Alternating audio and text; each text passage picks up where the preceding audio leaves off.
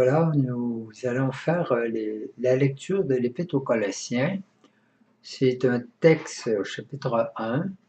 C'est un texte que l'on soumet à votre méditation à la fin de la première semaine, qui vous introduit à la deuxième semaine sur le thème du salut.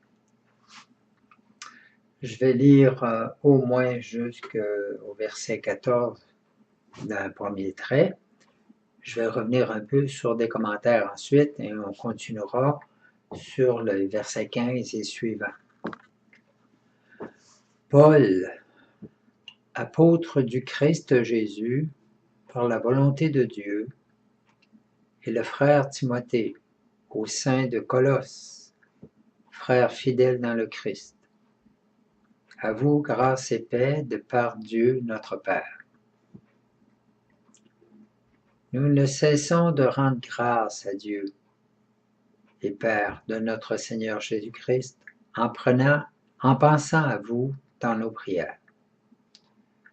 Depuis que nous avons appris que votre foi dans le Christ Jésus et la charité que vous avez à l'égard de tous les saints, en raison de l'espérance qui vous a réservée dans les cieux, cette espérance, vous en avez naguère entendu l'annonce dans la parole de vérité, l'Évangile, qui est parvenu chez vous, de même que dans le monde entier. Il fructifie et se développe. Chez vous, il fait de même, depuis le jour où vous avez appris et compris dans sa vérité la grâce de Dieu. C'est Épaphras, notre cher compagnon de service, qui vous en a instruit. Il nous supplée fidèlement comme ministre du Christ, et c'est lui-même qui nous a fait connaître votre dilection dans l'Esprit.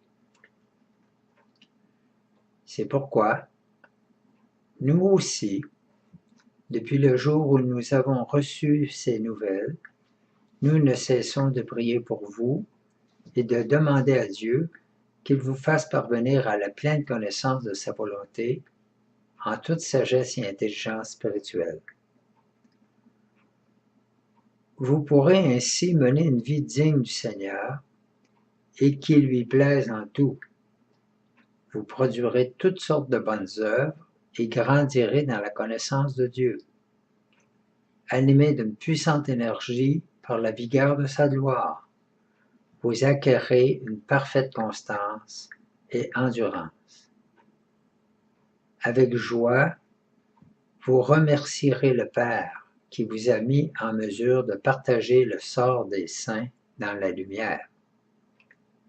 Nous en a fait arracher à l'empire des ténèbres, nous a transférés dans le royaume de son Fils bien-aimé, en qui nous avons la rédemption, la rémission des péchés.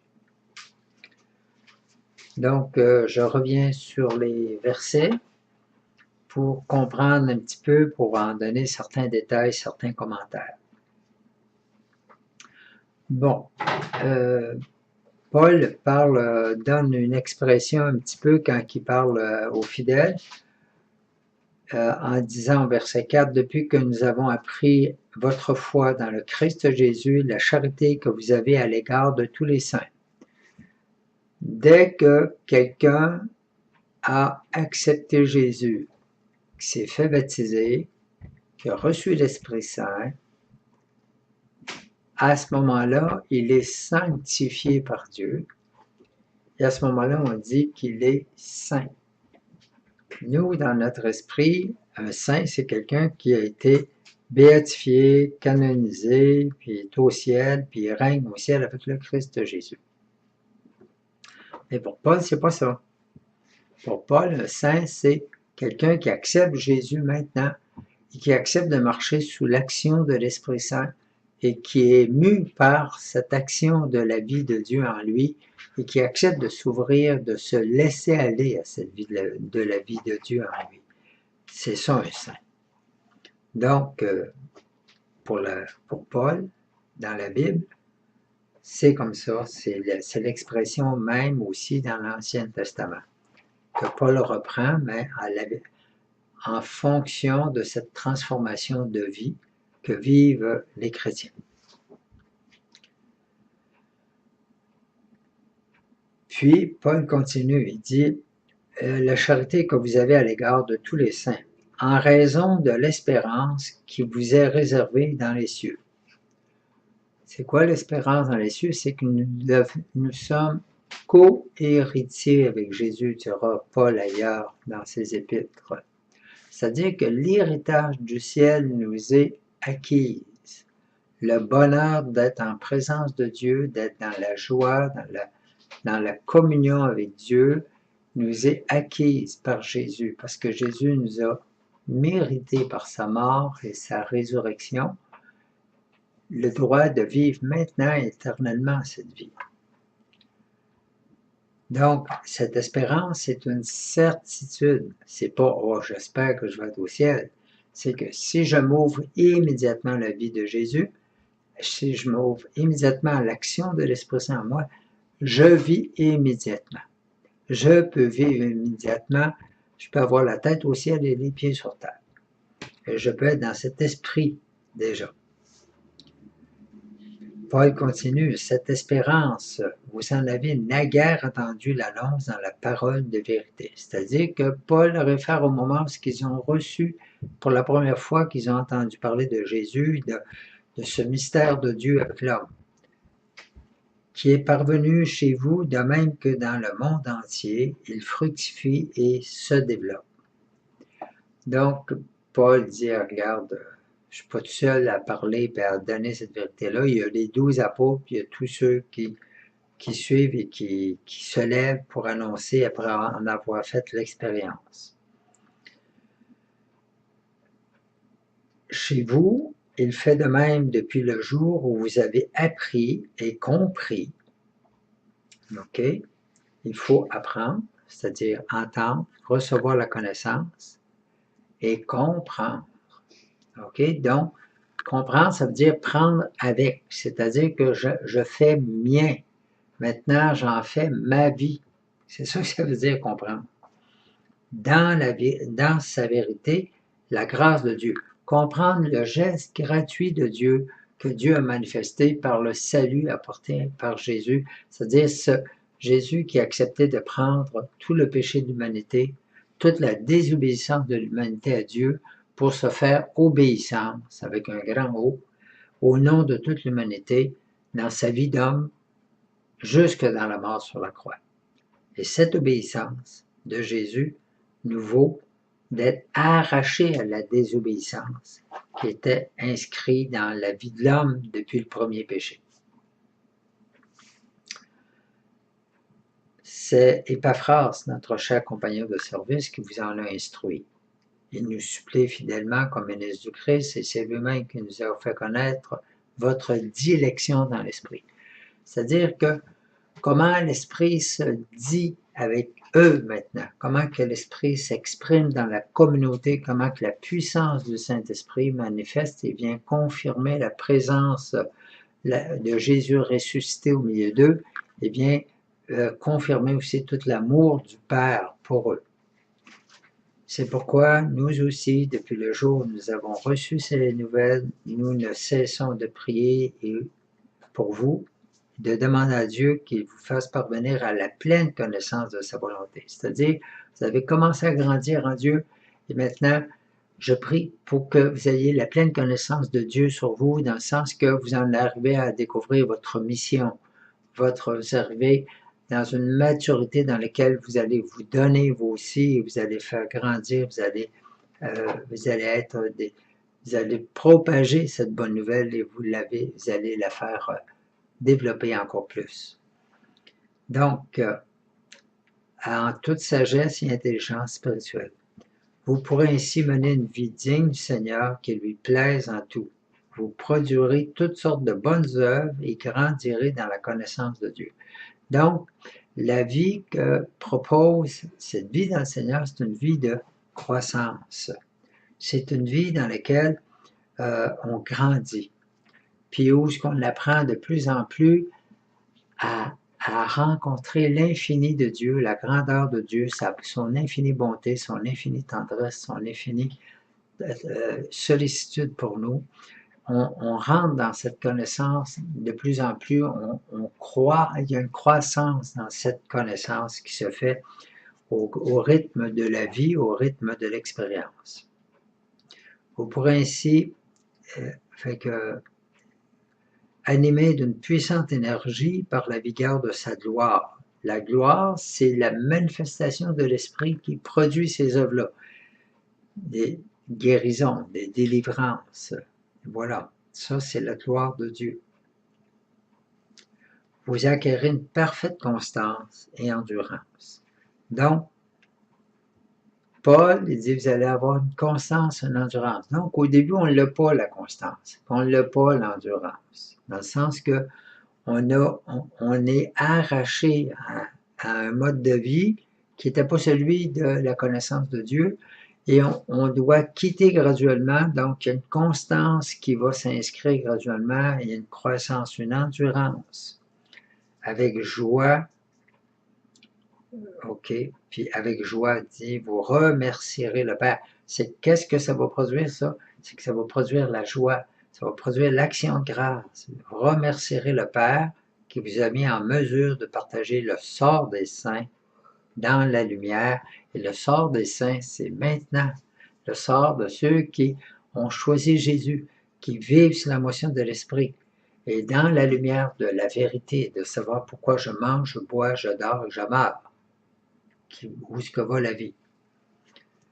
Puis il finit au verset 13, il nous a arrachés à l'empire des ténèbres. C'est-à-dire que j'étais dans le monde du péché, j'appartenais à Satan, il m'a tiré de ce monde-là, ok, pour me transférer dans le royaume de son Fils bien-aimé, en qui nous avons la rédemption, la rémission des péchés. C'est-à-dire la rédemption, j'ai été racheté de toutes mes fautes.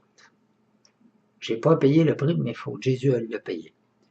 Et la rémission de mes péchés, dans le sens que mes péchés sont complètement pardonnés. OK? Donc, il a payé le prix, mes péchés sont pardonnés, j'ai le droit à la vie nouvelle.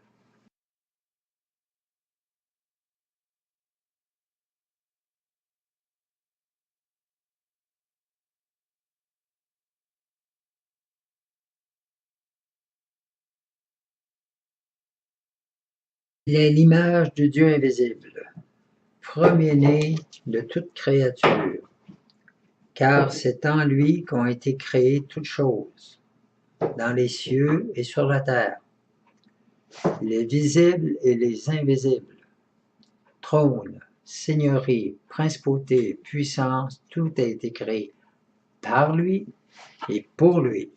Donc, Paul nous donne une connaissance qui est Jésus. C'est le Créateur. Tout a été créé par lui et pour lui. C'est une grosse révélation.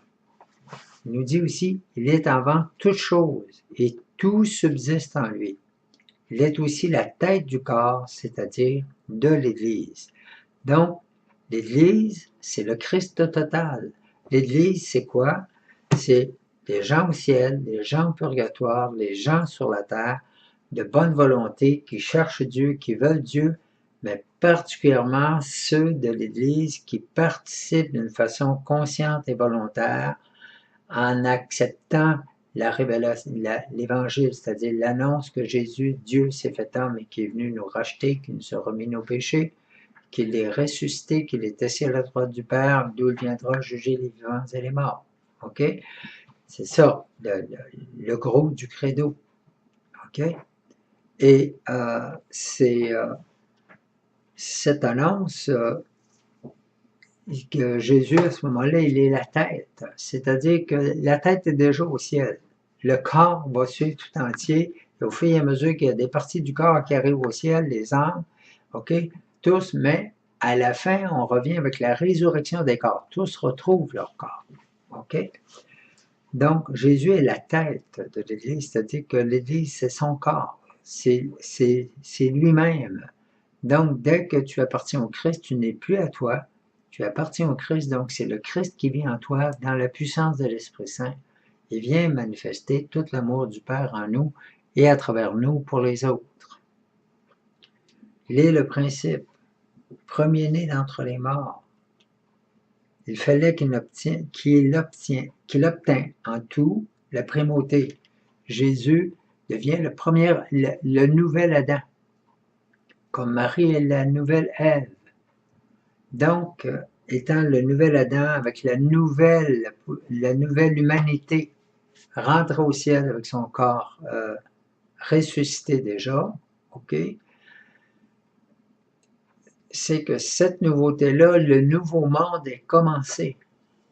La nouvelle terre, les nouveaux cieux sont commencés, sont en gestation actuellement. Et c'est ça la bonne nouvelle. C'est qu'on n'est plus dans un monde de fatalité, dans un monde qui s'en va dans un cul-de-sac. Car Dieu s'est plu à faire habiter en lui toute plénitude. Donc le Père s'est plu de faire habiter en Jésus toute plénitude. Et par lui, à réconcilier tous les êtres pour lui. Donc, nous sommes réconciliés en Jésus pour le Père, et aussi bien sur la terre que dans les cieux, en faisant la paix par le sang de sa croix. Donc, le sang de Jésus nous procure la paix. C'était le prix du sacrifice pour nous racheter de nos péchés. Vous-même, qui étiez devenus jadis des étrangers, des ennemis, par vos pensées, vos œuvres mauvaises. Voici qu'à présent, il vous a réconciliés dans son corps de chair, le livrant à la mort, pour vous faire paraître devant lui, saint, sans tache et sans reproche. Wow! Ce que fait le sacrifice de Jésus, il fait de nous des saints.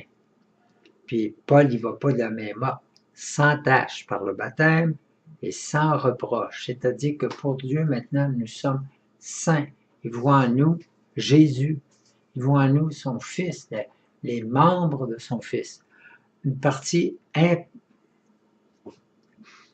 prenante de son Fils à part entière.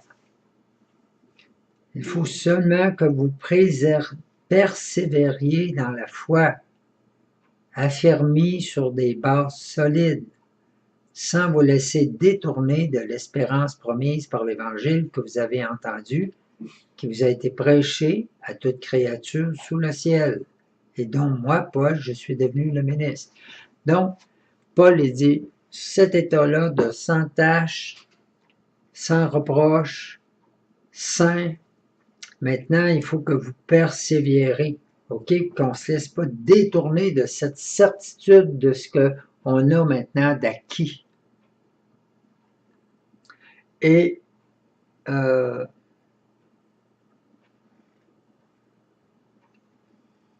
puis qu'on marche vraiment fixé. Donc, Paul montre qu'il peut y avoir un danger, et ça dépend à ce moment-là de notre détermination à choisir, jour après jour, de prendre cette décision que j'appartiens à Jésus, que je lui laisse le droit plénier sur ma vie. En ce moment, je trouve ma joie dans les souffrances que j'endure pour vous. Wow! Paul est un bel exemple. Paul est celui de la persévérance et celui qui a les yeux fixés sur Jésus.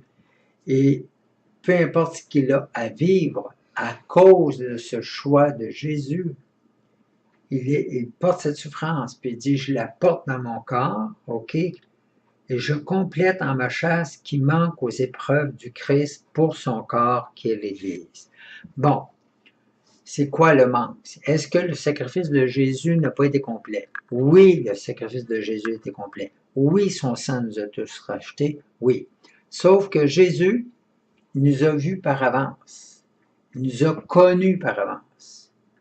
La parole dit dans certains passages d'Ésaïe, d'Ézéchiel et d'autres auteurs sacrés, que Dieu nous a connus avant la création du monde et qu'il me connaissait.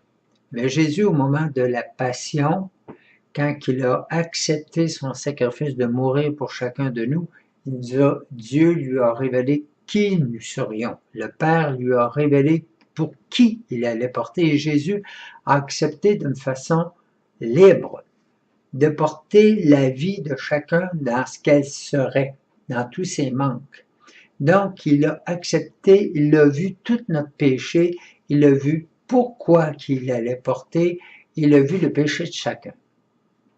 Avec un éclairage de la part du Père, un éclairage divin. Dans cet éclairage-là, il a vu les souffrances que j'aurais à vivre dans ma vie parce que je l'aurais choisi. Et que cette souffrance-là deviendrait la sienne. Et Jésus l'a fait sienne à ce moment-là. Donc, moi, quand je passe la souffrance, que la souffrance m'est demandée pour rester fidèle, pour rester fixé sur Jésus, cette souffrance-là, maintenant, ne m'appartient plus. Elle lui appartient parce qu'il l'a prise d'avance, mais pas malgré moi, pas contre mon gré, mais avec moi si j'accepte de lui donner. Et à ce moment-là, cette souffrance devient génératrice de salut en Jésus, qu'il l'avait prise par avance, mais là, elle produit son fruit, elle est actualisée. Et elle produit du fruit pour ceux que Jésus veut toucher, il veut aller chercher, et ça produit l'action de salut dans l'Église. C'est dans ce sens-là qu'il faut l'entendre. Okay? Donc, je ne peux pas ajouter au sacrifice de Jésus, mais il avait déjà pris d'avance ce que j'allais avoir à vivre. Car je suis devenu ministre de l'Église en vertu de la charge que Dieu m'a confiée et de réaliser chez vous l'avènement de la parole de Dieu. Ce ministère est caché depuis les siècles et les générations et qui maintenant vient d'être manifesté à ses saints. Donc, ce ministère de l'annonce de la parole, c'est lié à la venue de Jésus.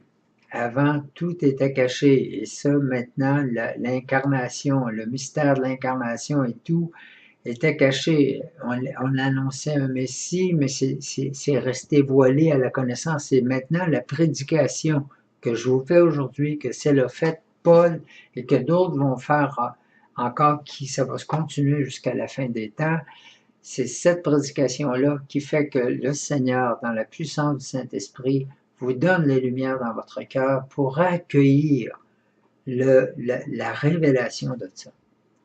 OK? C'est un mystère qui était caché, c'est un mystère qui est caché encore au monde qui ne connaissent pas, qui ne savent pas. Donc, c'est une révélation. Et Dieu se révèle à ce moment-là à travers ce ministère fait par des hommes comme vous et moi, OK, simples, mais que Dieu a touché, qui a appelé à proclamer la parole. Dieu a bien voulu leur faire connaître de quelle gloire est riche ce mystère chez les païens. C'est le Christ parmi vous, l'espérance de la gloire. Donc, ce mystère, cette révélation, c'est lié à la personne même du Christ, ressuscité, qui est manifesté. OK? C'est l'espérance de la gloire, c'est-à-dire que c'est l'espérance de notre résurrection dans la gloire. C'est cette certitude que maintenant, ça, que l'on voit et qu'on voit produire les fruits, les guérisons, les libérations, etc., nous garantit notre résurrection dans la gloire aussi. Ce Christ, nous l'annonçons, avertissant tout homme et instruisant tout homme en toute sagesse, afin de rendre tout homme parfait dans le Christ. Donc, c'est toute l'humanité qui est prise en cause, c'est toute l'humanité qui est appelée, c'est toute l'humanité que le Christ a pris en lui, et nous sommes chargés d'annoncer au plus grand nombre possible, d'accueillir ce mystère de gratuité, d'amour et de sollicitude de Dieu envers l'humanité. Et c'est bien pour cette cause que je me fatigue à lutter, avec son énergie qui agit en moi avec puissance. Donc, Paul, il est drôle, il dit, je me fatigue, mais il dit en même temps, il dit, je me fatigue pas avec mon énergie. Mon énergie, j'en ai pas, je me fatigue, mais en même temps, je suis gardé debout, puis je gardais plein d'énergie à cause de l'action, de l'énergie qui agit en moi avec puissance, c'est celle du Saint-Esprit, c'est celle de Dieu même qui le maintient dans cette activité. Voilà pour cette épître aux Colossiens.